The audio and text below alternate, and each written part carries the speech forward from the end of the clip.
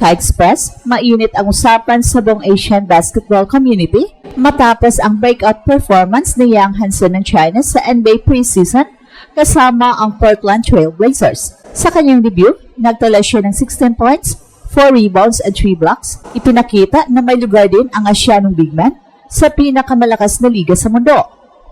Pero agad ding sumulpot ang tanong ng mga Pinoy fans, what if binigyan din si Kai ng ganitong pagkakataon? Parehong 7-footer, parehong young prospect, parehong nagmula sa basketball programs na layuning ilapit ang Asia sa NBA. At ang pagkakaiba, si Yang Hansen ay nabigyan ng training camp exposure, summer league reps at preseason minutes. Si Kai, bagamat dumaan sa NBA G League Team Ignite, ay hindi nabigyan ng consistent floor time upang maipakita ang kanyang buong arsenal sa kanyang laro. Nung bahagi pa si Kai sa NBA G League Team Ignite, nakasama niya ang ilan sa mga top prospects ng US, kabilang sina Jalen Green at Jonathan Kuminga, at doon niya unang naranasan ang bilis, physicality at sistema ng NBA level competition. Ipinakita niya ang glimpses ng kanyang potential, rim protection, shooting touch at basketball IQ, pero matapos ang limitadong exposure, nag-decide siyang maghanap ng mas malaking role sa ibang liga. Mula doon, tumuloy si Kai sa NBL Australia, sa Adelaide 36ers at kalaunan sa Japan B-League, kung saan patuloy niyang pinapalakas ang kanyang laro. Samantala si Yang Hansen ay nagkaroon ng tuloy-tuloy na pipeline support mula sa Chinese Federation at NBA Scouts na ngayon ay nagbibigay sa kanya ng pagkakataong maglaro sa preseason stage. At ang mga basketball analyst ay naniniwala kung nabigyan si Kai ng parehong trust, timing at system support na nakuha niyang, kaya rin niyang magpakitang gilas sa NBA preseason. Sa kanyang 7-3, soft shooting touch at solid timing sa depensa, swak siya sa modern stretch big prototype na hinahanap ng mga koponan ngayon.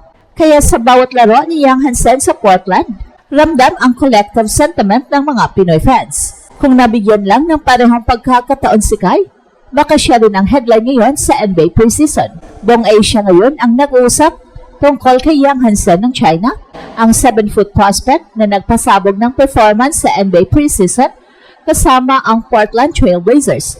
Sa loob lamang ng ilang minuto sa kanyang debut, nagtala siya ng 16 points, 4 rebounds and 3 blocks, isang impressive na stat line na nagpapatunay na kayang sumabay ng Asianong big man sa bilis at intensity ng NBA game.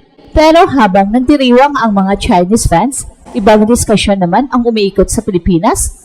Maraming Pinoy basketball fans ang nagpa-comment online.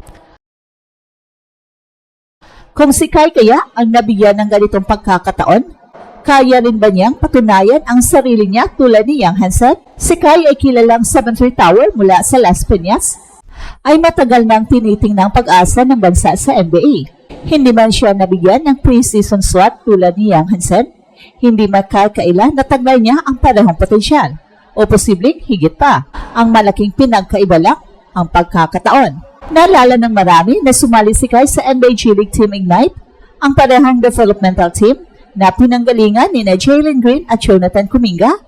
Doon, naranasan niyang makaharap ang mga future NBA players, matutunan ang sistema at masanay sa NBA style training. Gayunpaman, dahil limitado ang kanyang playing time, hindi niya lubos na ipakita ang buong kakayahan niya bilang rim protector at stretch big man. Samantala, si Yang Hansen ay suportado ng buong Chinese basketball program at diretsong binigyan ng slot ng isang NBA team.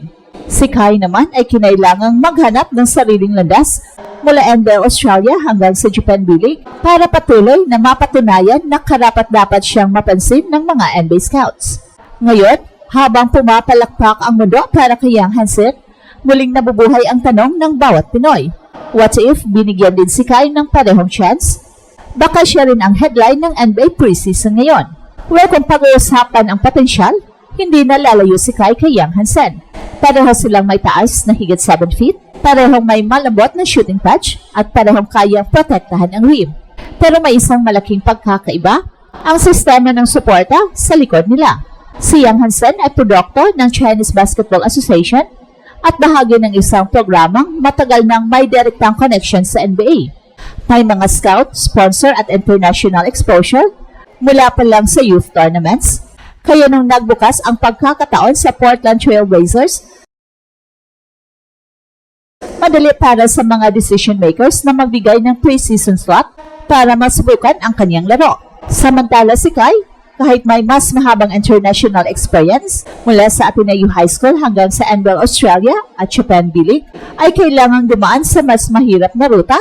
Wala siyang malaking federation backing tulad ng China, kaya halos lahat ng pagkakataon ay pinaghirapan niya ng solo kasama ng kanyang team at pamilya. Gayunpaman, hindi ito naging hadlang sa kanyang pag-angat. Sa bawat liga na sinalihan niya, patuloy siyang nagpakita ng improvement. Sa Japan, nag-average siya ng 10.5 points, 6.7 rebounds, and 1.6 blocks per game, at madalas din pinupuri sa kanyang basketball IQ at shooting range para sa isang 7-footer. Kaya nang makita ng mga Pinoy ang performance niyang sa preseason, marami ang nakaramdam ng halo ng inggit at inspirasyon. Hindi dahil kulang si Kai, kundi dahil hindi siya nabibigyan ng tamang pagkakataon para ipakita sa NBA ang kanyang buong arsenal.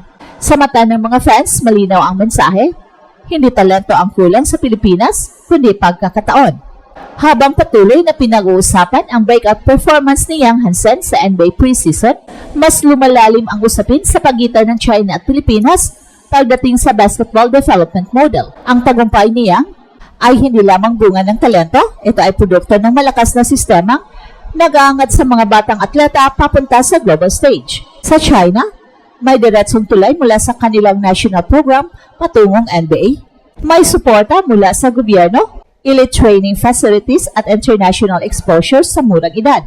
Kaya nang dumating ang pagkakataon para sa Portland Trail Blazers, handa na agad siya, physical, technical at mentally conditioned. Well, sa kabilang banda, si Kai ay kailangang maglakbay ng mag-isa upang abutin ang parehong pangarap. Mula sa pagiging high school standout sa Ateneo, lumipad siya sa US para sumali sa NBA G League Team Ignite, isang elite program na naglalayong tulungan ang mga top prospects na makapasok sa NBA. Pero sa loob ng Ignite, limitado ang oras at papel ni Kai at hindi siya nabigyan ng sapat na pagkakataon para ipakita ang kanyang full potential. Pagkatapos ng Ignite, sinubukan ni Kai ang NBL Australia kung saan ipinakita niya ang kanyang glimpses ng talento laban sa mga veteranong pros. Mula roon, lumipat si Kai sa Japan B-League kung saan unti-unting nakita ng mga scouts ang kanyang maturity at improved efficiency.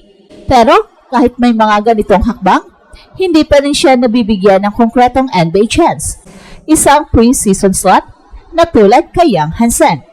At ito ang Express Info kung saan bawat kwento, ginulat ang mundo. Don't forget to like and subscribe.